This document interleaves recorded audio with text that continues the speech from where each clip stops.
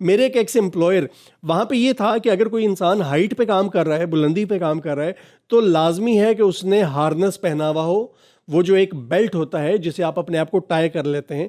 अगर हार्नेस नहीं पहना हुआ तो काम नहीं होगा, उस बंदे के खिलाफ सख्त कार्रवाई भी होगी।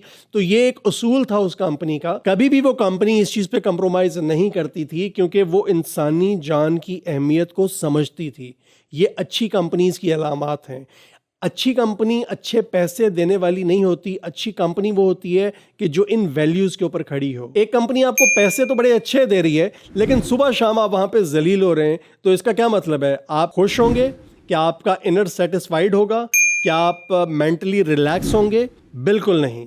Number 3, exit interviews. जिस कंपनी में छोड़ के जाने वाले एम्प्लॉइज का एग्जिट इंटरव्यू कंडक्ट होता है और वो डॉक्यूमेंट संभाल के रखा जाता है और उसकी मंथली, क्वार्टरली, बायएनुअली या एनुअली कोई रिपोर्ट बनती है और वो सराहने बाला तक जाती है और फिर उसकी रोशनी में कोई इस्लाही इक़दामात अमल में लाई जाती हैं, तो ये एक सिग्नल है कि ये एक अच्छी कंपनी है। हमारे यहाँ तो बहुत सी कंपनीज में एग्जिट इंटरव्यू होता ही नहीं है, बल्कि बहुत से लोगों को पता ही नहीं है कि एग्जिट इंटरव्यू होता क्या है, उसमें क्या क्या करना होता है, उसमें क्या क्या लिखना होता है, उसमें क्या पूछना होता है, क्या बताना होता है। एग्जिट इंटरव्यू के नाम पे एक पेपर फिल करके फाइल में डाल दिया जाता है और एक खाना पूरी कर दी जाती है कि जनाब हमारे यहाँ एग्जिट इंटरव्यू होता है। उस डॉक्यूमेंट का होना अहम नहीं है, उसका इम्पैक्ट क्या है ये इंपॉर्टेंट